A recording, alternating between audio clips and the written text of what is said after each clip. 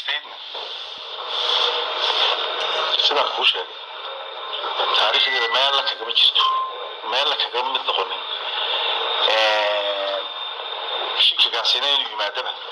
ma aha awdal state maxaad ka hamisay anigu cabdiraxmaan ahaan meelan awdal state ku taageeray iyo meel awdal state kaga mid noqday inta aan noolaa intaa siyaasadda ku jiray recordka kuma jirto horta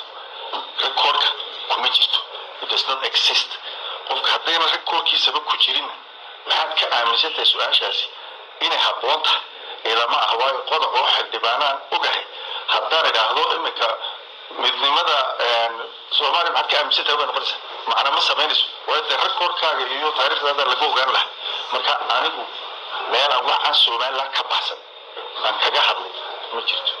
weligiiba somaliland community baan asaasi jiray intaan jooga ninka shaqayn jiray baan ahaa somalilandnimada cid baa kaaga weyn ismali magacayga actually markaan meelaha joogo waaba laygu raacayaaba cabdiraxmaankii somaliland baaba la yaqaanaba marka horta awdal state meel anu kuma taageerin meel kuma support garayn organization kana kama mid noqonin marka abuurina ay qofka hadduu reer awdal yahay inuu shaki lagaga qabo somalilandnimadiisa ka baxta waa somaliland dad baan nahay halkanna waxaan u miday inaan waxaa intaa somaliland aan raadinayna kii keenayay inaan noqdo ilaahayna ka dhigo haddii aanan islahayn waxbaad halka ka qabanaysa ma soo doonteen baahi gaara iyo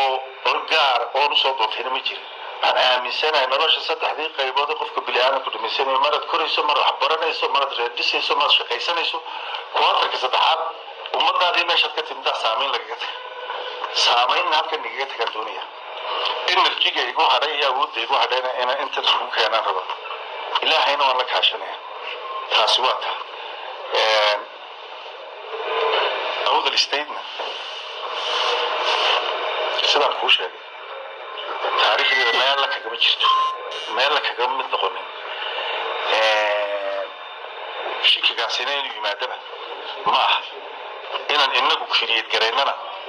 ma aha maanta intii soo dhan haynaa inaan hayno ishuugaasi fadlan u dhammaaday waad mahadsan tahay